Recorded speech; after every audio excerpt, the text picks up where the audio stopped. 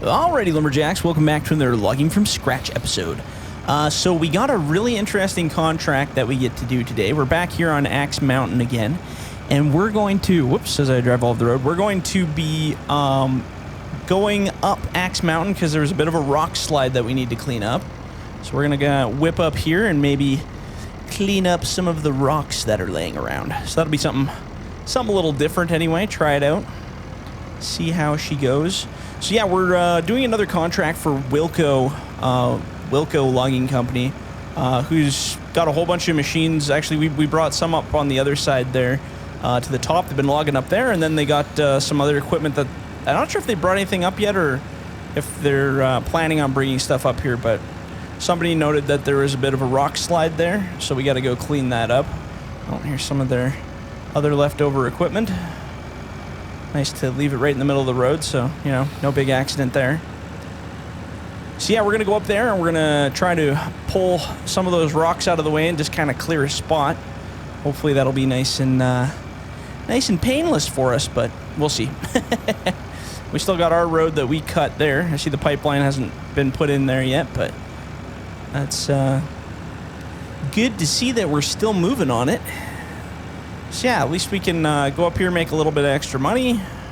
This is actually a little bit better of a contract. I can't remember how much this one was for. I have to go look at the contract. I just was like, oh, money, let's go. So I grabbed our Tiger King 880 with the power clam on it. Because I guess there's some pretty decent sized rocks that need to be chucked out of the way. So we're going to go take a look and see what kind of a mess there is up here.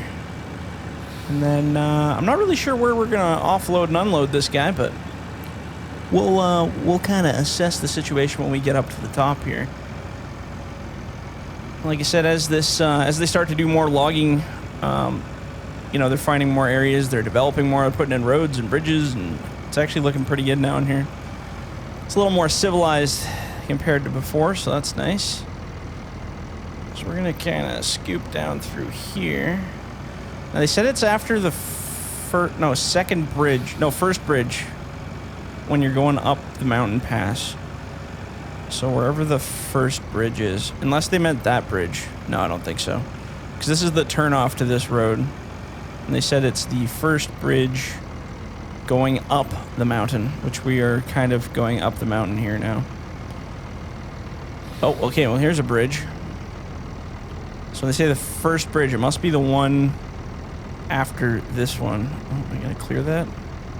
Just barely squeaking on there. There we go. So right after the first bridge.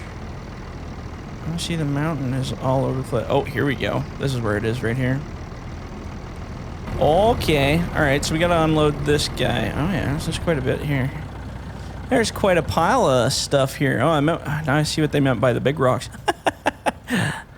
Alright. So they want this all cleared up, and that's basically our job. So I don't know how the 880 is going to do on this, but we'll unload her here and see what happens, I guess. There we go. Here, I'm just going to adjust myself here. There we go. Get comfy in our little loader chair. Let's see, make sure I'm actually walking off of this thing properly so we don't crash into stuff.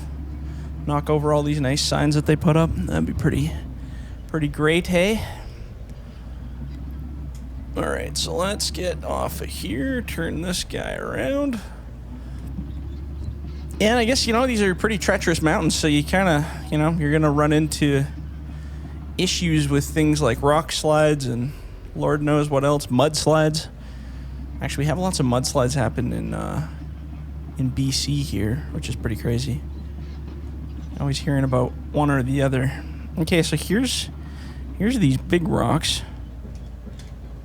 So let's see if we can just kind of gently grab a hold. There you go. Nice. Okay, so I'm just going to chuck them down into the valley here. Alright, well this could take us a minute. This is actually quite a bit of stuff here. So, topic of the day while we clear rocks, which I know is quite different from logs, but hey, something different. I didn't really have anything for topic of the day, so we're gonna just go with current events. How about the coronavirus? That thing's finally coming to a bit of a, well, this is the controversial subject because it's kind of coming to a close, but at the same time, like it feels like it's coming to a close, but yet we don't really have a vaccine or anything for it. So as much as we are reopening stuff, there's a lot of people saying that, oh, it's too soon to reopen stuff.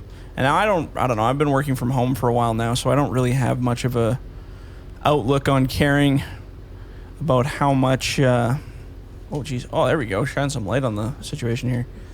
I don't really have much of a care about when they open stuff because I'm working from home, so it's fine for me.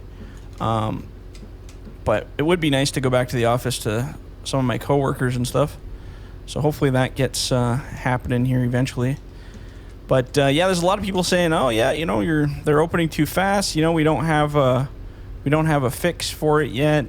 And I did hear about a couple places that opened up early and then they, you know, some people got sick again. So maybe, you know, it's summer season too. That's the worst part for us up here. It's summer, right? So naturally, when this happened, the virus started getting crazy in January. Everyone's like, oh yeah, whatever, you know, we're all staying indoors anyway. But now that it's summer, everybody wants to go out and everybody wants to go, you know, drinking and partying and hanging out with their friends and stuff. And yeah, it's kind of hard to keep people indoors when it's so nice out, and we only get like 3 months of the year up here where it's nice and summery. So it'll be pretty tricky.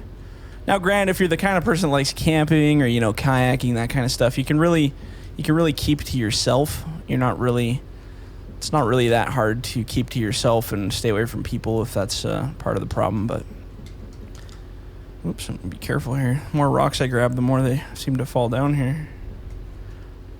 This head's actually perfect for these sized rocks, though. I didn't think that was going to work so well. Kind of happy by that. I wasn't sure because I was going to bring just the blade and try pushing them, but looking at the size of these things now, I'm like, oh, I'm kind of glad I didn't do that. So let's grab this. But yeah, I don't know. What do you guys think? Do you think we're opening up too early? Do you think we should be waiting a little longer? You know, I don't know. I mean, it feels like we just kind of came out of it. Like, you know how they always talked about flattening the curve of the coronavirus and all that stuff? Well, it feels like we kind of are just starting to get to that point, and now they want to reopen everything. But, you know, I know lots of businesses are struggling, and lots of companies are struggling as well, so I understand they want to get back to business. But I kind of got this sneaking suspicion that we're going to open up, and then we're just going to be locked back in our houses again in a month because it's just going to become another outbreak because we, you know, didn't do a good enough job staying away from it all. Now, granted, lots of businesses are, you know, doing a proper job. They're putting in the plexiglass windows and, you know, trying to social distance. But at the same time, you know, I look around town at lots of people in, like, grocery stores. Nobody's following those rules.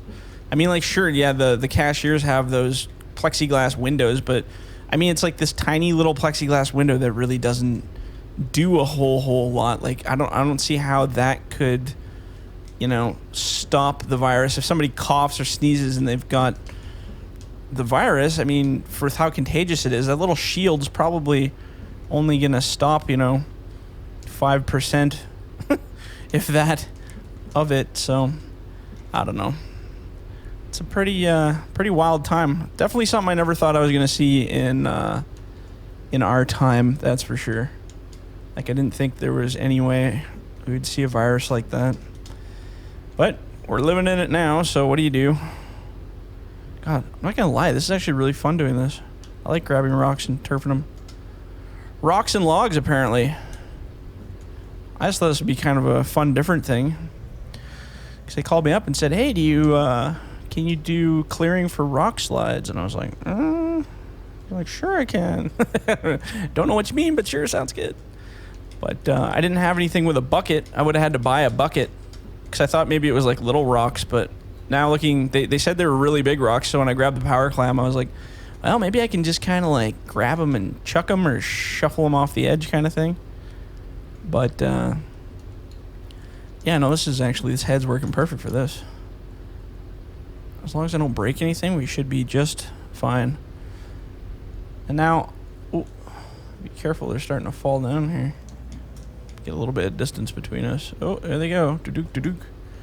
The more you clean, the more they fall. I do want to get this kind of whole edge cleaned up here, though, because if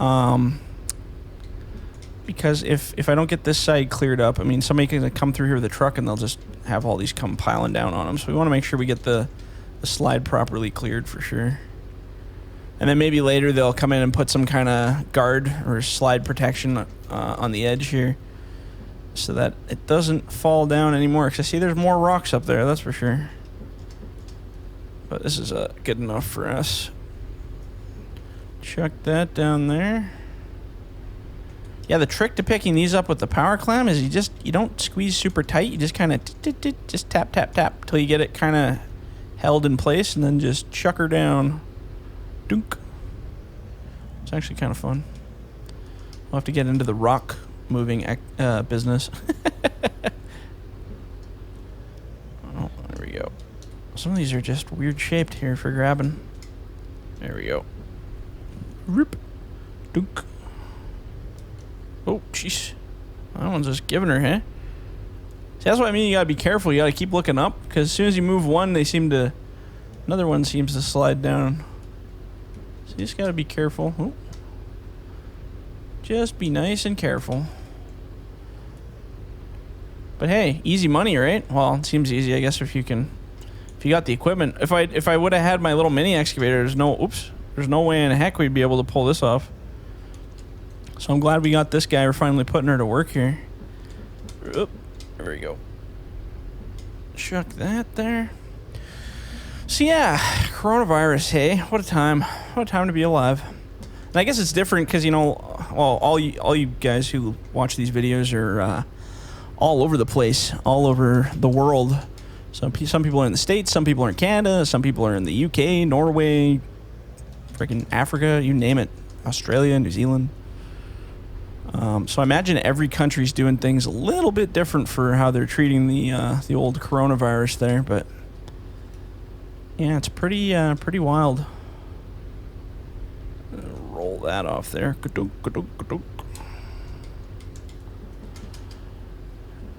But yeah, I don't know. Going forward, it'll be interesting. I don't think we're going to see as bad of an economic depression as they made it out to be. I mean, some things are going to suffer for sure. That's just the way it goes, but it's not going to be, you know, destitute, living on the streets kind of stuff. I don't see that coming. There's too much money in the economy. It's not like a wartime right now or anything. Like, that's kind of what caused the last brutal one. Actually, well, there was one in like 2002 or 2005 where the house market crashed there or whatever. That was a bad one, but let's see if we can just push those off. Oh, there we go. You know what else would have been good? A bulldozer, actually. I never thought of that. Get a bulldozer with a blade. You could probably just push all this out of the way. Maybe. Or maybe not. I don't know. Might have just actually made more of a mess. Or it could have all came crashing down, too. Who knows? Whoops. Well, it worked out. So I don't know. How many of you guys... watching, I mean, leave some in the comments, but how many of you guys are like, did you guys lose your jobs during the coronavirus, or did you guys work from home, or were you considered essential and you still had to go to work? It's funny, I actually hear I have a couple buddies who work in the grocery business, you know, like, or well, they're like, one guy's a grocery clerk, like he does like purchase orders and stuff for large grocery places, and then the other guy is just a dude who works like as a guy in produce, and then he does cashiering and stuff. And it's so funny because he's laughing. He's like, you know, everybody keeps calling us heroes and like, oh, we're the essential workforce keeping everyone alive. But he's laughing because he's like, well, it's not really like that. We're not heroes. He's like, all of us want to go home and we don't want to be dealing with the public, but because we're considered essential workers, we can't get laid off, so we have to keep working. We can't just leave, because we won't get any kind of EI if we quit, or any kind of, you know, unemployment insurance-y kind of stuff if they just quit their jobs. So my buddy's like, it's basically like being a prisoner, but everybody keeps, you know, going, oh yeah, you guys are the heroes. And we're like, well, we don't want to be here any more than anybody else would want to be. We just don't have a choice, or otherwise we would be at home just like the rest of you. So it was more of a prison sentence for some of those guys than it was, you know, thanks for being a hero. I just thought that was a funny take on it. 'Cause, you watch media, and media is such a load of just baloney, all of it. Everything you watch on media, just don't get wrapped up into it. I don't even watch the news. I haven't watched the news in like years. When the coronavirus came out, I kind of watched like highlights and stuff about what's going on. But like, I don't watch the news. I don't sit there and look at people's opinions about, because it's all just sensationalism, right? That's what the media is for. The media is built to be the best business human interest driving machine. It's entertainment more than it is anything about news, because news in general is quite boring. It's very, very seldom you see something in the news that's exciting and crazy, and like you'll hear about, oh, a country's going to war. That's big news, or there's some big event like a volcano happens or something like that. But those are really rare. I mean, if you look at it through history, that doesn't happen every Saturday night or every Thursday at 8. There isn't a new volcano. There isn't a new, natural disaster, that kind of stuff. So the news is constantly pushing and wearing subjects to death to try to make them more brutal. And as soon as I saw the stuff coming about the coronavirus, I was like, oh man, this is going to be so ugly. So now if you go look up news articles, at first it was like, okay, well, everybody just be safe with the coronavirus, and, here's steps to avoiding it and how to stay safe and do things properly, blah, blah, blah, blah, blah. And, within a few weeks that wore off, because people were like, okay, well, this isn't new to us anymore. Like, it's like, we know we're washing our hands, we're wearing our masks, we're doing blah, blah, blah, blah, whatever, right? So the news always goes one step further because they're not getting the views or the attention that they want. So they'll go and like sensationalize it. Washing your hands this way may just get you the virus. Find out more at 8. Like they push these stupid little sensationalist side subjects to try to get your guys' attention, right? Because they want the novelty. So like, oh, if we say there's a strong chance that, your cat has it more than your dog, or that your wife can get it quicker than your dog, or that if you touch this certain type of green grass versus this brown grass, there's a higher % chance that if someone coughed near it, you'll get it. And it's just like, just all this stupid information that doesn't help anyone, because it's not even based on legit studies half the time. It's just this like made up monologue of BS. And people will just eat that up because a lot of people follow the media so closely. They believe everything they hear in the media. But people need to realize, and I think a lot of you, based on your guys' comments, I think a lot of you guys are quite smart with this. So I'm definitely not referencing everyone in general, but there's a lot of people who, whatever they hear on the 5 o'clock news is exactly what's going on in the world. But you guys got to remember, the news isn't your friend, and it's not there to inform you as much as it is to entertain you. Like, it's not what it used to be. My parents always said that all the time. They're just like, man, you can't even watch the news anymore because it's just like, my grandma is actually funny. So my grandma's like 80 plus years old now, and so she has a long-term history of how media has really dynamically changed since like the 50s, where they didn't have internet and all that stuff, like crazy times. She says, it's funny now because she says, I'll go watch the news this week, and on Monday they'll tell me eating red meat for seniors is an absolute death sentence. If you eat red meat, you're guaranteed to get a heart attack or kidney failure. So my grandma, being concerned, she'll go, oh, okay, well, I got to stay away from red meat now because, the news says it's really bad based on these studies out of some random university they pull out of their butts. And she goes, okay, well, no. So then she comes and she tells my parents, no, can't eat red meat. I'm off red meat. I'm not doing it. I'm up there in age, and now I just read this study saying that red meat's going to, completely kill me if I eat it. And then a week will go by and she comes back out and you'll see, and she's eating a steak, this, red meat steak. And I'm like, Granny, what are you doing? Like, I thought you were off the red meat. Well, I saw a study just posted on Wednesday on CNN or on CBC or NBC or whatever crappy news outlet. And they said there was this big study they did that kiboshed the study about the red meat, saying, actually, if you eat red meat, the proteins will help you, stay youthful longer in your old age, and they actually help your heart. And it's like, I just sit there shaking my head, and I'm like, you gotta stop watching the news and just do do whatever, man. Like, but that's what I mean by people just believe whatever's on there, and week to week they'll change it. So we came up with this conspiracy theory, and I don't think it's really much. It's probably true. I call it the consumerist conspiracy theory. So when they do things like put out a big newscast, puts out a big thing about chicken is poison this week.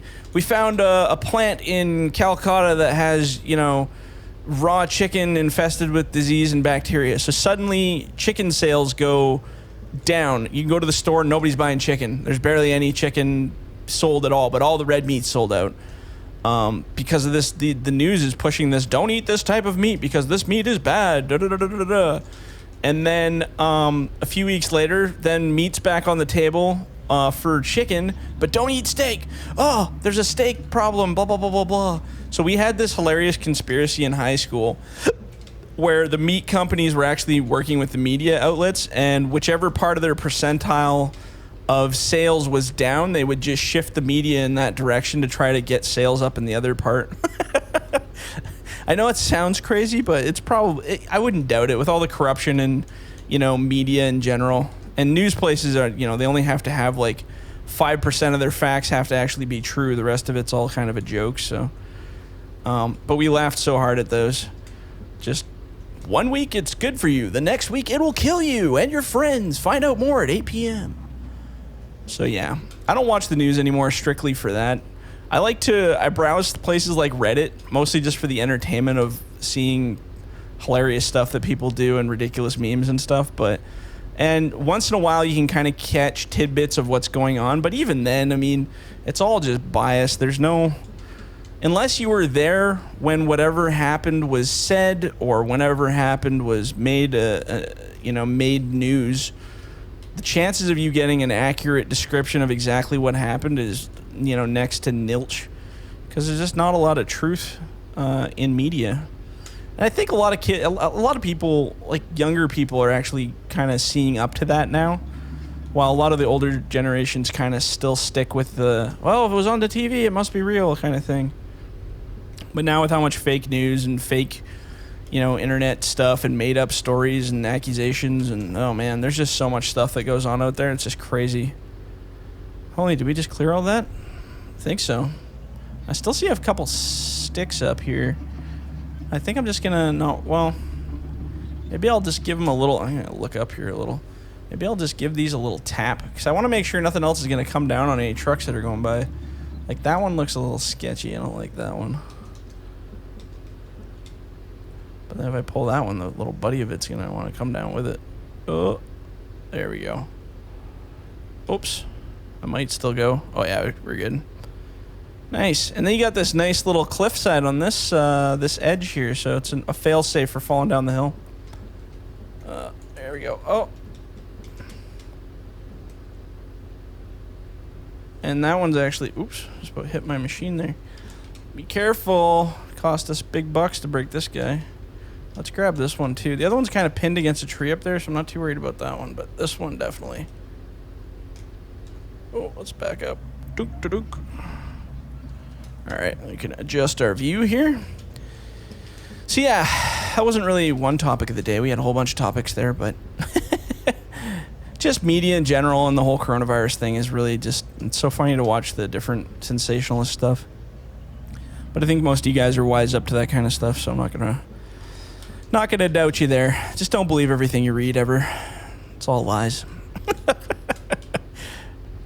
I'm also a very cynical kind of guy, so that's just how that goes. And I think this rock is actually kind of just right in the cliff here. Yeah, this one don't move. All right, well, we rocked that, hey? All right, so let's load this guy back up and head her back. Make some extra money here. But yeah, so that's the subjects of the day right there, guys. Better yet, if you want, respond. If you're going to put something in the comments, tell me if you watch the news. Do you believe in the news? Or do you just kind of take it all with a grain of salt like I do? How do you feel about it? I actually really enjoy hearing about people's opinions on the media of today, so to speak. Let's go drive this. Oops, straighten out a little here. There we go. Put this guy on here. Well, if I can put it on there. Kind of got her an angle here to lift her up. There we go. Kind of got her lifted off the ground a bit there. Alright, so now how are we going to turn this thing around? That's going to be the real challenge. I think I'm just going to back it into that top corner there. Oh, actually, let's position our head a little bit better here. And put that right there. It's not quite pressing off it, but still good. Alright, so now this will be the tricky part. Because I kind of want to back it up that hill. That would be perfect. But I don't know if I can get it up there enough to swing the front. Oops, and I forgot to turn my machine off. If not, the tracks keep spinning and it's not good. Uh-oh. No, I need to get more that way. We're going to have to drive through that sign back there. I don't know if those are solid. Oh, good. Thank God I can drive through it. That's what I'm going to try. Oh. Uh-oh, don't get her stuck. Don't get her stuck. Uh-oh. Oh, there we go. We're good. Whew. I thought for sure we got her stuck. How not to turn around. But hey, I'm surprised we were able to actually turn that around. That worked out good. Whew. Alrighty. I'm gonna take a little trick over this bridge. I'm gonna go nice and slow because these little bumps it hit. Da-dook. There we go. There we go. Got her beat now. Alright. Okay, well that was actually kind of fun. That was something different, hey? Get to clean up some parts and pieces and clean up the old shales. Now those guys will be able to bring their equipment up there or get the equipment down. I don't know if they have stuff up there or not. But they'll be able to get up there logging, and then hopefully we get an attaboy from them for cleaning it up, and we can get some more contracts from them. That'd be pretty good. But yeah, anyway, I think I'm going to leave it on that one there, guys. So if you guys liked the episode, leave a like, leave a comment. Do not forget to subscribe, and if you're in the bush, don't forget to hug a tree. All right, guys, we'll catch you on the next one. See ya.